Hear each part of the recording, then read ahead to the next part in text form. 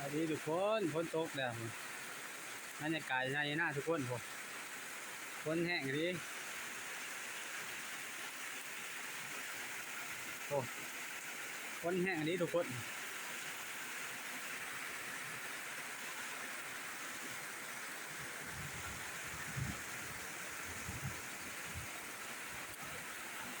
บรรยากาศดีดี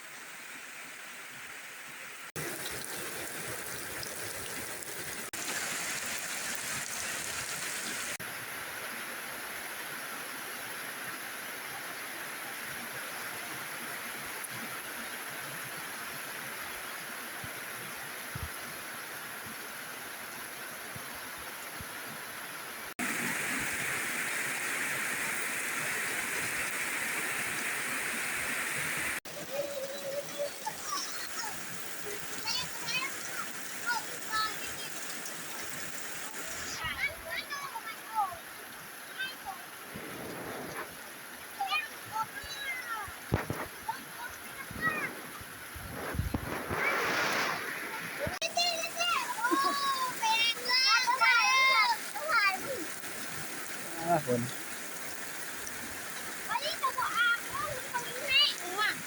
อาบก่อนอาบก่อนเอาว่าเราดินน้ำเมื่อไง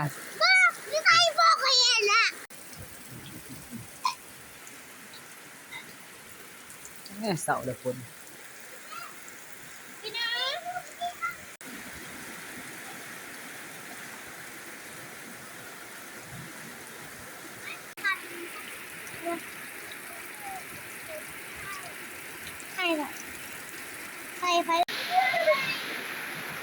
ฟ้าแดงแห้งฝนแห้งเลย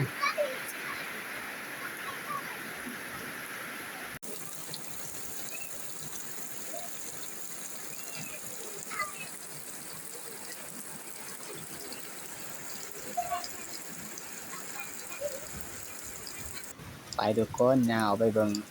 ในน้องทุกคนเบิ่งบรรยากาศรอบๆช่วงฝนเช้าเนาะก็หยุดตกไปทุกคนไปเบิ่งน้ำกันทุกคนยาวไป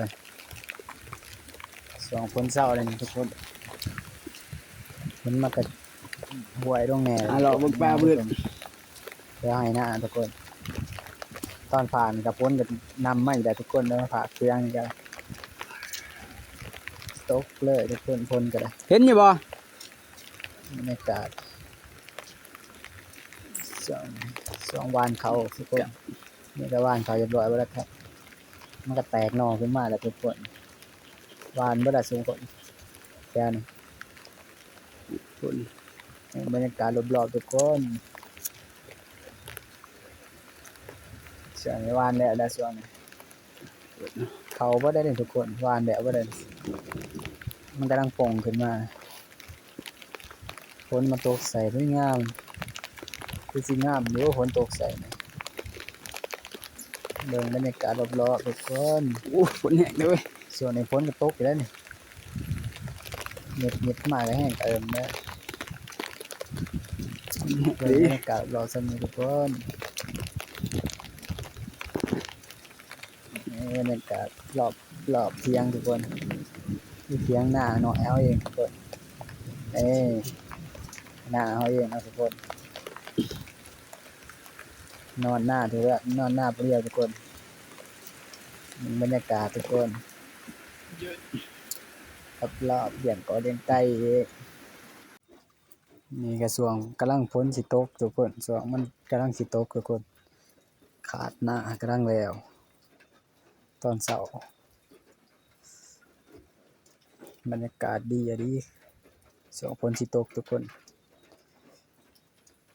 เนี่ยกำลังขาดหน้าแล้ว3-4ให้ทุกคนฝนก็สิตกกำลังสิตกมาพาเมื่อยบัดเทียดเลยทุกคนบรรยากาศส่วงไทยนะส่วงขาดหน้าทุกคน